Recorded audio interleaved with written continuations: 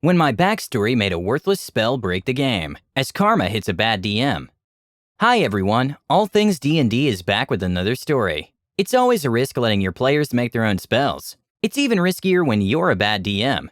If you were a player, how would you have handled this situation? I was playing a variation of an original character I made for a fanfic. She was originally the Empress of a Dragon Empire, not Dragonborn, dragon, before being cursed into a human form and losing most of her powers as she ran from the destruction of the Empire via a carefully engineered natural disaster some 60,000 years ago. Long story. Now an enchantress, basically getting through everything by seducing random beings, sometimes the opponents, and turning them into slaves. Still a 60,000-year-old virgin though. Trap-filled mace, charm a horde of rats and send them out like minesweepers. Enemy encounter with a necromancer, seduce the skeletons. Did the latter work? No, but those rats swarmed over the skeletons pretty well. Now for the rest of the party. A bunch of criminals, fugitives, and most of them being at least somewhat murder hobo-ish.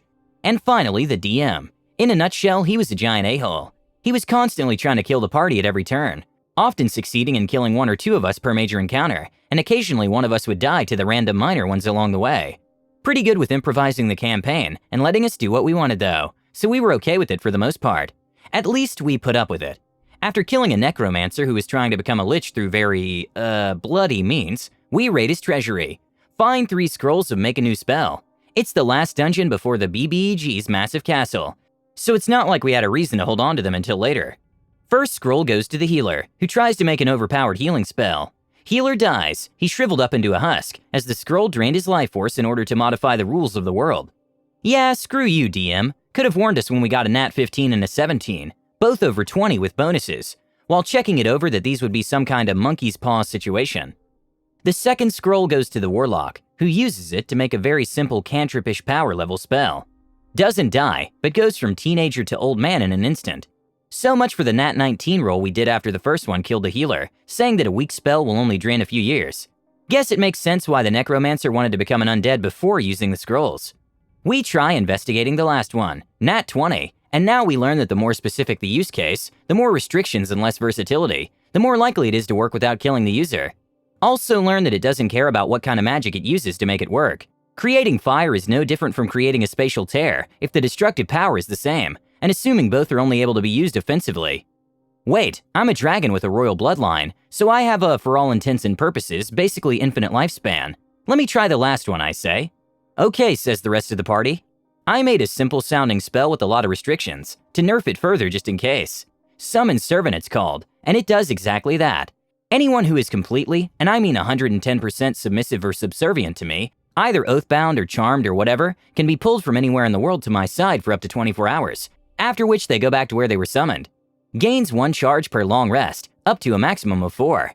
It worked. DM was like, so basically you can pull the macho man from town to fight for you. Got it. Sounds fine. Have your spell. We were mad at him for killing half the party for the only reward to be another dead party member. One who got screwed over by a nat 19 check, but got another cantrip, and 1 scroll to make another useless spell. So, after using the scroll, okay, I cast Summon Servant. Who do you summon? Ruby. Who? The Crimson Dragon who served as my personal guard. Oathbound to serve me specifically, unlike the rest of the royal guards who were oathbound to serve the royal bloodline. Should still be alive, based off of what I can feel of the oath magic tying her to me. Sensing the status of those overly loyal to me as part of my class after all. The DM excused himself for a few minutes, comes back, and he tries to note that usage, contradicting his earlier lore greatly by saying my class doesn't do that. Party calls him out on that. He tries to say I can't summon Ruby for various reasons, mostly around my backstory and the power of the new spell. Party backs me up when I say, you approved my backstory when I made this character. You approved the spell when I made it. Deal with it. Fast forward a few weeks, both IRL and in-game. My party and I are on a dragon's back as we're flying to the BBEG's castle. Meet up with a few more dragons along the way because I kept summoning new ones every chance I got, telling them to meet me there on the night after the double full moon. Just because they get teleported back after 24 hours doesn't mean they don't remember my orders and can't make their way to me on their own time after all. BBEG dies when his castle is raised by close to 100 dragons that showed up out of nowhere. Campaign ended. Good riddance to a bad DM.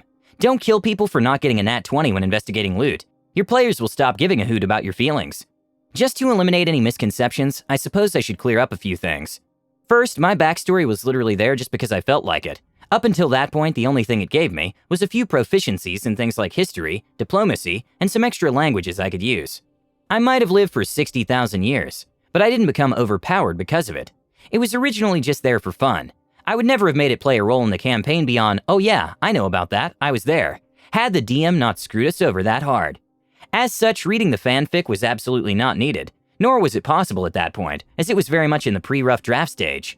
It was not an all-eyes-on-me main character type of backstory. It was simply me making one for fun, with no expectation that would affect anything, because basically everything talked about happened several dozen millennia in the past. The DM actually made it play a role more often than I did. Second, this was not a new DM. This was a bad one. He'd been DMing for about a decade at that point. Going into the campaign, we'd heard that he liked making it hard for his players, but we had not heard he did so maliciously. However, when we were 2 months and 8 character deaths in, I went and asked one of his previous players, who said, yeah, that sounds about right. It's nice if you're wanting to experiment with different classes and builds, but it can be a bit annoying otherwise. So he had a history of doing his damnedest to kill off the PCs at every turn. Third, regarding the murder hobos and saying that we were bullying the DM with that, remember that we were playing a bunch of criminals. We were asked to build PCs who lived on the darker side of the line in Session 0. We also grew more murder hobo as we interacted with the NPCs, that among other things, killed us as we slept in their inn, because we had bounties on our heads that we didn't know had been passed on from Country A, where we committed the crimes years earlier, through B and C to Country D, on the other side of the continent, where we were killed in the inn of some tiny town that realistically speaking would not have heard about relatively small-time criminals in another country. If you're worried about being stabbed in the back by everyone who passes you in the street, you're more likely to stab people yourself. In my opinion, a backstory is critical to every character you play. I don't think the backstory was an issue in this particular case, but it did help get rid of a bad DM. What would you have done? Please let us know what you think and comment below. Don't forget to subscribe to our channel, All Things D&D. Our next video will be posted in 3 days, so stay tuned for more amazing Dungeons & Dragons content.